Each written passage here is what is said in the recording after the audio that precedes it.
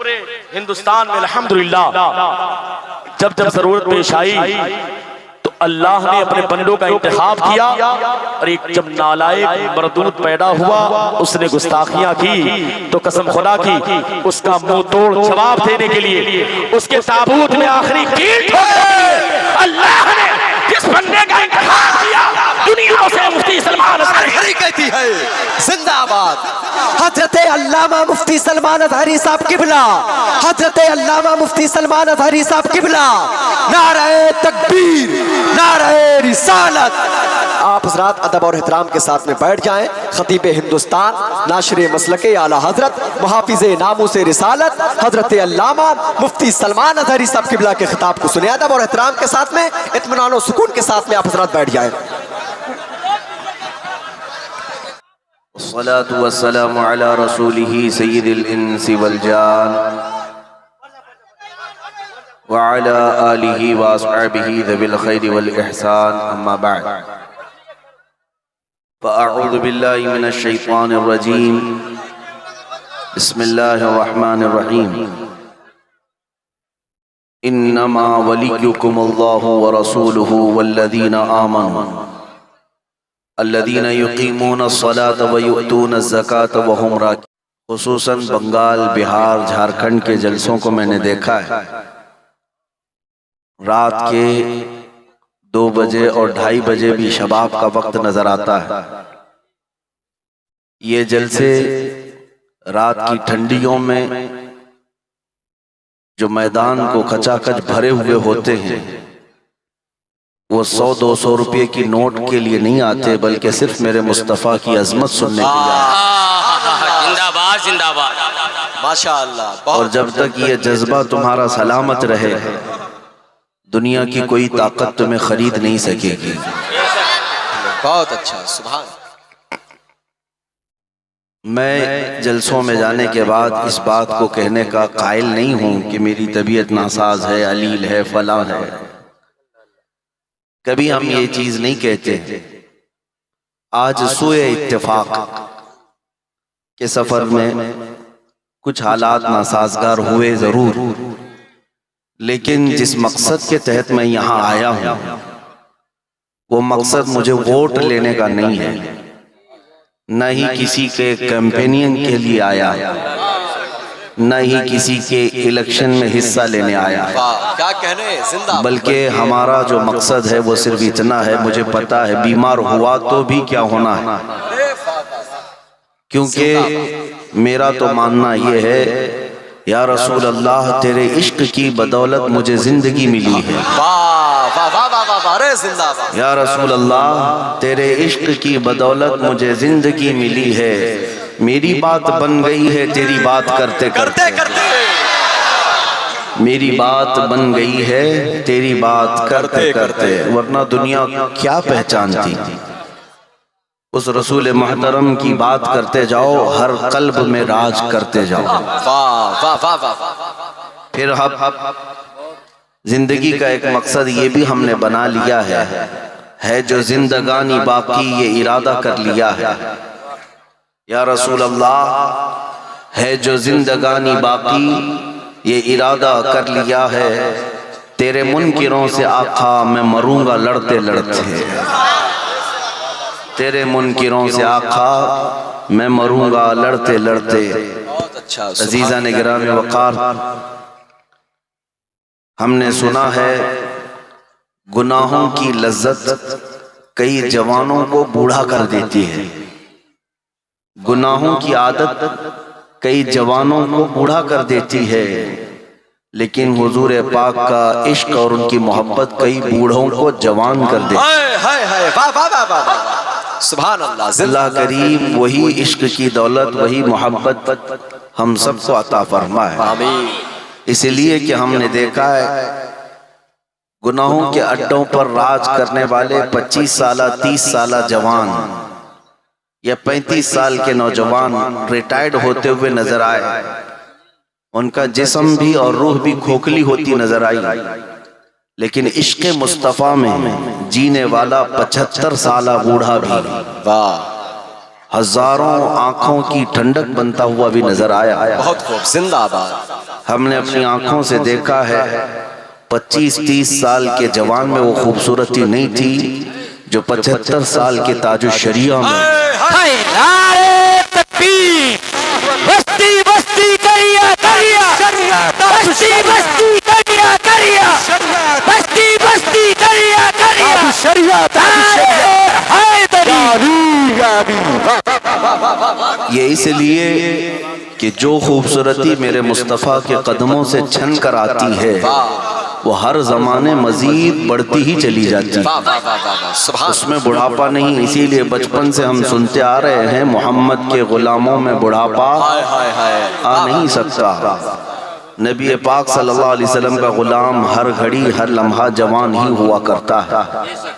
مختصر سا پیغام آپ کے سامنے رکھوں گا میرے عزیزو، زندگی کا کل اثاثہ یہی ہے، زندگی کا کل سرمایہ یہی ہے جو اعلیٰ حضرت امام اہل سنت فاضل بریلوی رضی اللہ تعالیٰ عنہ نے فرمایا، انہیں جانا انہیں مانا نہ رکھا غیر سے کام، انہیں جانا انہیں مانا نہ رکھا غیر سے کام، للہ الحمد میں دنیا سے مسلمان گیا۔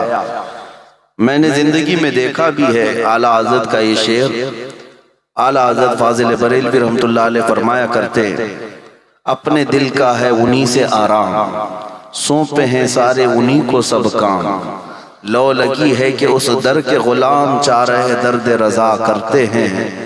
نبی پاک صلی اللہ علیہ وسلم کو جس نے اپنے سارے معاملات سونپ دیے اور اپنے آپ کو ان کے حوالے کر دیا تو پھر اسے دنیا کے تھپیڑوں سے موسموں سے ڈرنے کی ضرورت نہیں، جو ہوگا میرے مصطفیٰ سنبھالیں گے۔ بے شک، سبحان اللہ۔ تمہارے ساتھ نبی پاک صلی اللہ تعالیٰ علیہ وسلم کی ذات ہے تو پھر کسی بات کا خوف نہیں۔ میں آج لمبی تقریر کرنے کا اہل نہیں ہوں آج آپ کے سامنے، لیکن ابھی بغداد شریف کی زیارت سے لوٹا تو وہاں پر پڑوس ملک کے اور آس پاس کے کئی علماء آئے ہوئے تھے، بہت سارے علماء نے ملاقاتیں کی۔ ایک عالم دین نے مجھے پکڑ کر کے یہ پوچھا، کہا کہ ہم آپ کی تقریریں سنتے ہیں، آپ کے ملک میں تو نہیں رہتے، لیکن ہم یہ سوچتے ہیں کہ حالات آپ کے ہاں بڑے خراب ہیں، سوشل میڈیا اور دوسرے نیوز سے ہم سنتے آ رہے ہیں، اتنے خراب ہوتے چلے گئے کہ حکومتیں ظالم آپ کے ہاں بیٹھی ہیں، روز نت نئے اسلام کے خلاف حربے اپنائے جاتے ہیں، ایسے میں آپ آزاد طریقے سے بول کیسے رہے؟ واہ واہ واہ واہ واہ، ہر جگہ آپ کی تقریریں کیسے ہو جاتی ہیں اور کیسے بولتے ہیں؟ میرے عزیزو، یہ میری تعریف کے لیے نہیں کہتا، انہوں نے میرا ہاتھ پکڑ کر کے یہ سوال کیا اور کہا، ہم آزاد جگہ پر جہاں اسلام کے متعلق ہم کھل کے بول سکتے ہیں وہاں اتنی بولنے کی ہمارے پاس طاقت نہیں، اور کفار و مشرکین کے نرغے میں آپ کیسے بول رہے ہیں؟ جب میں بغداد میں تھا ان سے یہی عرض کیا، مولانا صاحب آپ کو معلوم ہونا چاہیے کیا دبے جس پہ حمایت کا ہو پنجہ سے، زندہ آباد، بلکہ یوں کہتا ہوں میں، کیوں دبے جس پہ حمایت کا ہو پنجہ تیرا، شیر کو خطرے میں لاتا نہیں کتا تیرا۔ بہت اچھا۔ جس پر رسول پاک صلی اللہ علیہ وسلم کی حمایت ہو، غوث پاک کا فیض ہو، اسے ڈرنے کی ضرورت نہیں۔ اعلیٰ حضرت فرماتے ہیں، خوف نہ رکھ رضا ذرا، تو ہے عبد مصطفیٰ، تیرے لیے امان ہے، تیرے لیے امان ہے۔ میں اس کو نوجوان ہی نہیں سمجھتا جو بزدل ہو، وہ نوجوان ہے ہی نہیں، بلکہ ہو سکتا ہے وہ عورتوں کی صحبت میں پلا ہو۔ نوجوان کسے کہتے ہیں؟ تاریخ میں نوجوان کا جو لفظ ہے وہ عربی میں اس کو فتح کہتے ہیں، فتح کہتے ہیں، اور فارسی اور عربی کی مکسنگ کے ساتھ شاعر نے بہت خوب کہا، اصل نوجوان کون ہے؟ شاہ مردان، شیر یزدان، قوت پروردگار، لا فتح الا علی، لا سیف الا ذوالفقار۔ لا فتح الا علی کا مطلب ہے کوئی جوان نہیں سوائے حیدر کرار کے، اور جو ان کے نقش قدم پر ہو وہ جوان کہلانے کے حق رکھتا ہے، نوجوان کہلانے کا حق رکھتا ہے۔ بہت سارے نوجوان یہ سمجھتے ہیں مکے دکھانے کا نام جوانی ہے، باڈی بنانے کا نام جوانی ہے، گٹکے کھا کر لوگوں پر تھوکنے کا نام جوانی ہے، اپنے پیسوں سے لوگوں پر رعب ڈالنے کا نام جوانی ہے۔ یہ سب جوانی نہیں، یہ سب عیاشیاں ہیں۔ اصل جوانی آپ کو میں بتاؤں، سیدنا خالد بن ولید رضی اللہ تعالیٰ 125 جنگیں لڑی ہیں 9 سال میں۔ کتنی؟ 125 جنگیں، اور کسی جنگ میں شکست نہیں کھائی۔ خالد بن ولید رسول اللہ کے وہ صحابی جنگ میں جب کھڑے ہوتے تھے میدان میں، ایک ہاتھ میں تلوار اور ایک ہاتھ میں ڈھال لیتے تھے۔ تلوار کا وزن 35 کلو اور ڈھال کا وزن 40 کلو۔ مجھے بتاؤ اے نوجوان، تم نے ہاکی اور بلہ اٹھایا ہوگا، 35 کلو کی تلوار اٹھاتے، 40 کلو کی ڈھال اٹھاتے، اور پھر جنگ موتا میں صرف خالد بن ولید فرماتے ہیں 9 تلواریں میرے ہاتھ سے ٹوٹی ہیں۔ یہ دفاع کے لیے، ڈیفنس کے لیے زندگی بھر لڑتے رہے، نبی پاک صلی اللہ علیہ وسلم کی عزت کی حفاظت کے لیے لڑتے رہے۔ ان کو حق بنتا ہے کہ وہ جوان کہلائیں۔ اپنی زندگیوں میں کبھی دیکھا کہ ہم نے حضور پاک کی عزت کے دفاع میں کچھ کیا ہے آج تک؟